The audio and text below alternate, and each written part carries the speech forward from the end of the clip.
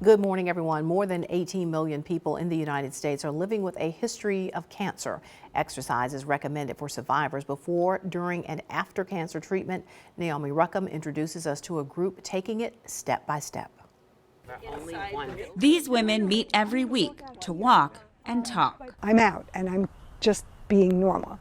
I don't have to think about my disease. I don't have to think about my next treatment. They're all cancer survivors. 9 years ago, Mimi Schneer was diagnosed with ovarian cancer and is currently in treatment for her 5th recurrence. She says walking helps in many ways. And sometimes we do talk about the disease, and that's okay too, because now we're sharing information. The walking group is just one of several programs offered by the Nancy Marks Cancer Wellness Center. And for cancer survivors, it's really important to walk every day. Susan Stein is a cancer wellness social worker. Research shows that the direct impact that physical exercise has on your mental and physical health, reducing anxiety and depression, reducing side effects from treatment. The American Cancer Society recommends survivors avoid inactivity and return to normal activities as soon as possible after diagnosis and treatment. Take part in regular physical activity, start slowly, and build up over time. When you go through a diagnosis and a treatment and a lot of other things in your life, you don't always have control. So it's just something that we can do for ourselves. Pamela Goldstein was diagnosed with an aggressive breast cancer in 2017. She didn't exercise during her initial treatment, but recommends it. One step at a time. It sounds so cliche, but it's the smallest thing. I mean, even to come here and walk for a half an hour, you know, you make a connection. Getting in their steps and getting support. Naomi Ruckham, CBS News. The American Cancer Society recommends survivors also include resistance training and stretching exercises at least 2 days a week. Smoking rates are falling across the United States, but it's estimated about 11% of adults still light up. Overseas, Sweden is close to becoming Europe's first smoke-free country. Ian Lee has that story from London. It's getting pretty lonely for Swedish smokers like Paul Monha. I aim to stop at some point. Maybe not today, perhaps tomorrow. The country is on the verge of declaring itself smoke-free. That's when less than 5% of Swedes smoke daily. No, I do not smoke. And why? I don't know. I just never started. And I don't like the smell. I want to take care of my body, so no, it has never been an interest for me. But it's not just healthy living that's snuffing out smoking. You are not allowed to smoke inside or even at outdoor terraces, on restaurants and pubs, no public places like platforms. The country also has a smokeless secret, kind of like chewing tobacco. Snus is a smokeless tobacco product made of tobacco, salt and water, and some flavors to it. And snus usage is slowly on the rise. It's part of the Swedish culture.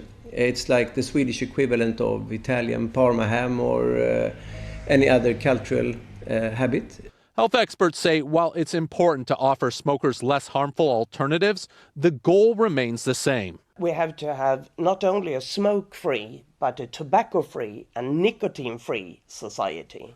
A place where the only thing in the air is the smell of summer. Ian Lee, CBS News. Now, Canada is also trying to slash its smoking rates this summer. It will become the first country in the world to put warning labels on individual cigarettes with messages like poison in every puff. Yeah, that might work. I don't know. The Food and Drug Administration wants to make it easier for patients to know how and when to take their prescriptions. The agency approved one-page documents that would highlight the essential information in a standardized format, which would include information like the drug name, a summary of uses, important safety information, common side effects, and directions for use. The FDA says taking medication incorrectly or not at all leads to about 125,000 deaths in the United States every year and nearly 25% of hospital admissions. The FDA proposal could be finalized later this year. Now, ordering takeout is an easy way to get dinner on the table, but that convenience comes with a lot of single-use plastic, and it can wind up in landfills. Bradley Blackburn reports on new startups that are trying to deliver food without the waste. At the restaurant Raiz in New York City, the vegan Mexican food is cooked to order and packaged in a new, greener way. Diners can order takeout in containers that can be reused instead of being thrown away. I love giving people the option. Owner Nick Johnson partnered with a company called Deliver Zero, which works with 200 restaurants in New York and Colorado. All use the same system of containers. If we can make reuse easier than recycling and more transparent, people will adopt the system. CEO Lauren Sweeney says diners are charged $1 per order and can return containers to any Deliver Zero restaurant to be sanitized and reused. If you create a channel for people to return stuff and keep it in circulation, they're really enthusiastic about it. Other startups like Dispatch Goods and Bold Reuse are encouraging similar practices. A University of Michigan study found these kinds of containers need to be reused about a dozen times before they can make any kind of environmental impact. We see them used at least hundreds of times. So they're designed for up to 1,000 uses, and we have a 98% return rate. Customers have 3 weeks to return the containers or face a surcharge. We have a dishwasher, so we can wash them here. Johnson says the environmentally friendly option is also friendly for his bottom line. That's because Deliver Zero charges just a few cents per use, far less than having to buy new single-use packaging. We would love if we only were using that for takeout. Helping small businesses save some green while delivering something better for the planet. Bradley Blackburn, CBS News, New York. And Deliver Zero's CEO says the containers will be available in certain Los Angeles and Toronto restaurants this coming September. All right, jump in, just be careful. That story ahead on Mid Morning. All right, we're back, everyone. Summer is underway, and that means trips to the pool. Unfortunately, it can also bring some real dangers for children. Carter Evans talked to a father who has an important warning for all parents. It happened in a matter of seconds. Security video shows 1.5-year-old Cole Petit squirming out of his life preserver. He then walks over to the family pool and slips beneath the surface. He went right to the bottom. Just like a bag of bricks, just straight down to the bottom.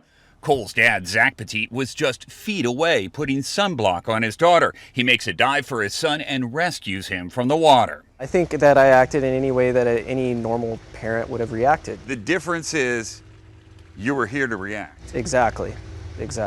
As a firefighter, Petit's responded to drownings before, so at home he has a pool fence and motion detectors. If I had gone inside, hey, I'm gonna go grab something to drink real quick, I'm gonna go use the restroom, that small amount of time could have been the difference between, us planning a funeral or not.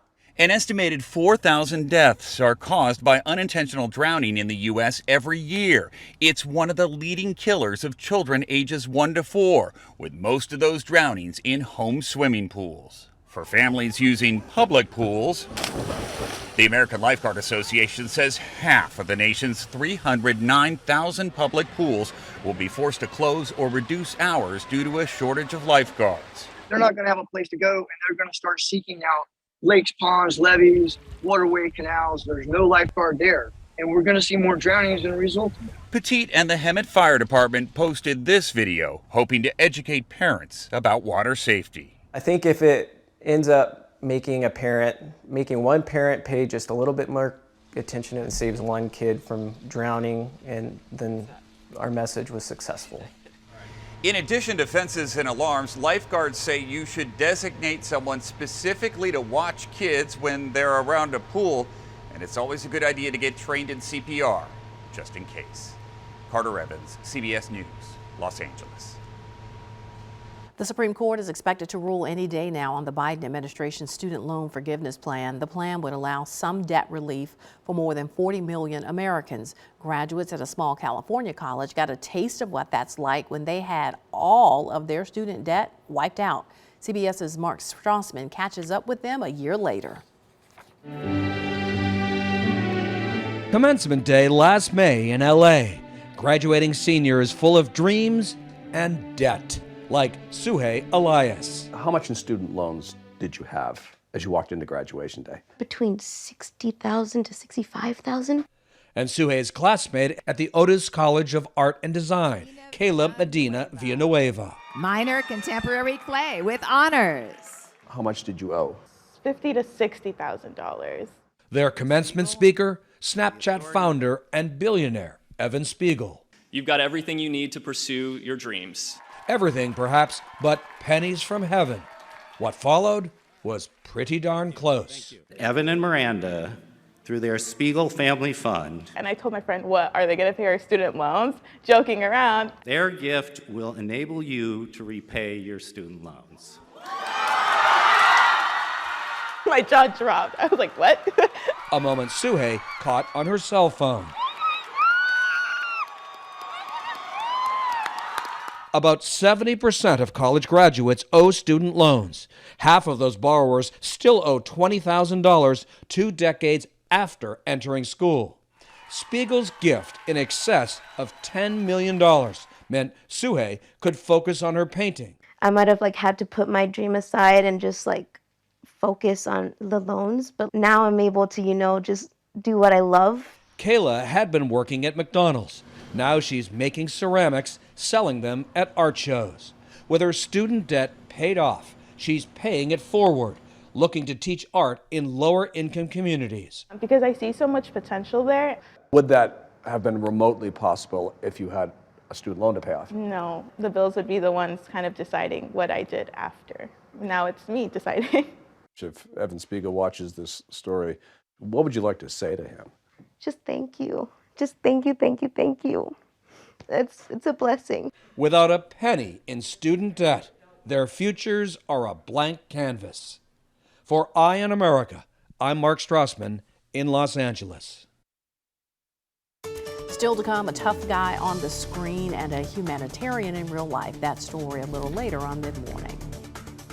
The winner of the 2023 Scripps National Spelling Bee was just crowned. 14-year-old Dev Shah is taking home more than $50,000 in cash and prizes after nailing his final word, Samophile. Here's CBS's Jared Hill with more.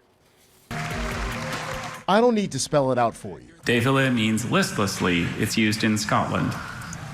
Oh my God. Spelling at this level, with this pressure of the final round of the Scripps National Spelling Bee, is hard. But after 15 rounds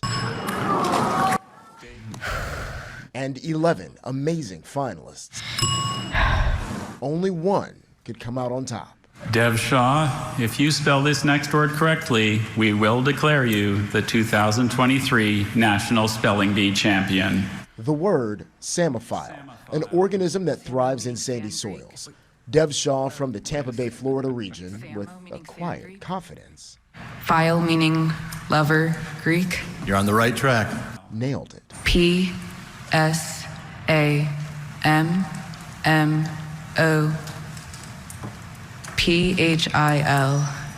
Samophile? That is correct. The 14-year-old is now the champion of the 2023 Scripps National Spelling Bee.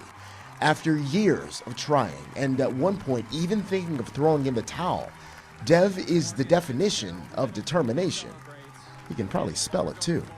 Jared Hill, CBS News. Well, there you go. Dev said that his plan now is to sleep. The second place winner, Charlotte Walsh, is from Arlington, Virginia, and she's taking home $25,000. So what words are eligible for the spelling bee? Scripps says, with the exception of words designated as archaic or obsolete, any entry in Merriam-Webster's unabridged dictionary is fair game. All right, Yellowstone actor Cole Hauser is used to playing a tough guy, but off-screen, one of his most important roles comes from helping the children of our military special forces. CBS's Catherine Herridge has his story. His Yellowstone character, Rip Wheeler, is the quintessential cowboy. You want to fight somebody, you come fight me. It's a world away from Cole Hauser's personal passion, the Special Operations Warrior Foundation. You could attach yourself to almost any charity. Why Special Operations? I'm a big fan of second chances for kids when they lose a family member. It's a huge loss for them. Since 1980, the foundation has provided scholarships to nearly 1,100 children who've lost a parent serving in special operations. The charity recently extended the scholarships to special operators who lose a spouse. Honestly, I didn't know what I was going to do. Retired Green Beret Lou Houck's two children are among the first recipients. After his wife Sydney died of cancer, Houck became a single dad with no savings for college. Then the foundation stepped in. What does it mean to have that burden lifted? Honestly, it feels like love. Hauser's unwavering loyalty, like his character Rip Wheeler, began with this ring, gifted by his late grandfather, Milton Sperling, a Hollywood producer and a World War II Marine. I think it's as good as it gets as a human, like just the human element of wanting to help. An enduring promise to ease the burden on military families. Catherine Hirsch, CBS News, Tampa, Florida. The healing power of the arts is on full display at the National Veterans Art Museum in Chicago. It offers a space for those who served to share their stories, talent, and trauma. Charlie DeMar takes a tour. In Chicago, there's a home for the art of war.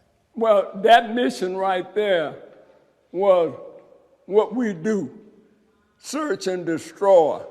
Artists like Dr. Charles Smith, 82 now, 25 when he was drafted, and the Marines sent him to Vietnam.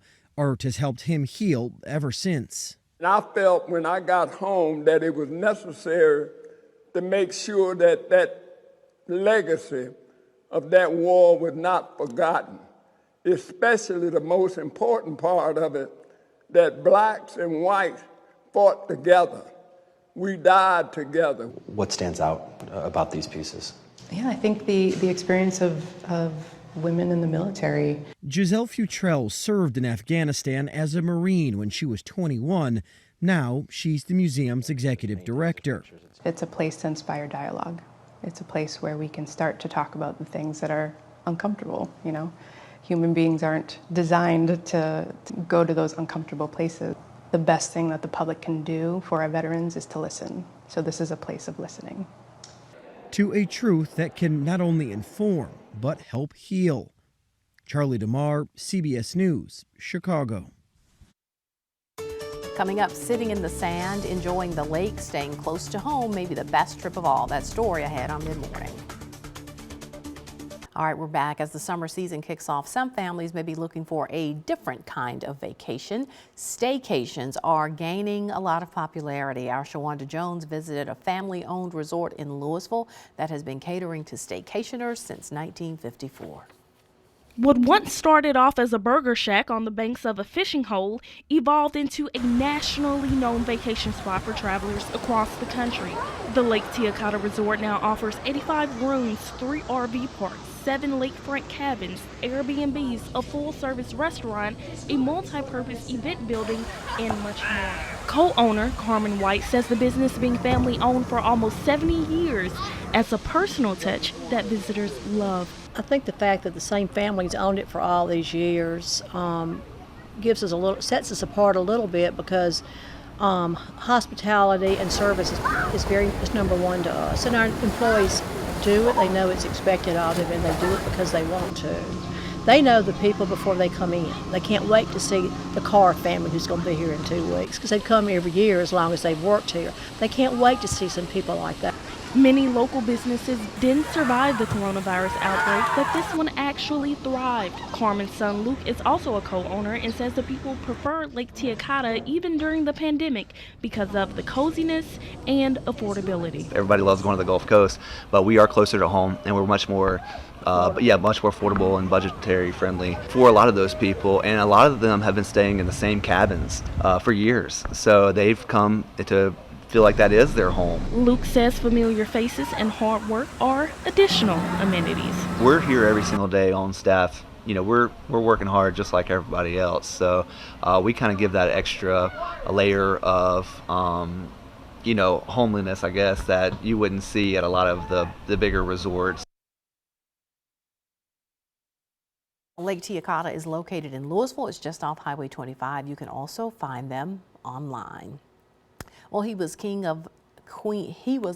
of Queen, and his crown could be yours for the right place. Freddie Mercury's extensive collection of costumes, fine art, and even handwritten working lyrics for We Are the Champions and Killer Queen will be auctioned in September. Queen's frontman has said he wanted to live a Victorian life surrounded by exquisite clutter, and he left it all to his close friend Mary Austin when he died in 1991 at age 45. Austin, who has kept most of it the way Mercury left it in his home in the upscale Kensington neighborhood of London, said she had reached the difficult decision that it was time to sell it all. Handwritten lyrics for the band's famed Bohemian Rhapsody show Mercury toyed with calling the song Mongolian Rhapsody. Queen's show-closing anthemic number, We Are the Champions, that Mercury wrote on 9 pages, including stationery from British Midland Airways, was estimated to get about $200,000 or 200,000 pounds, which is about $250,000. Some of the roughly 1,500 items going up for sale will be exhibited in New York, Los Angeles, and Hong Kong during a tour this month. They will be auctioned off over 3 days in September. A portion of the proceeds will be donated to charity. All right, we'll be right back to wrap things up. Stay with us. All right, be sure you stay connected with us. Have yourself a great day. We'll see you tomorrow.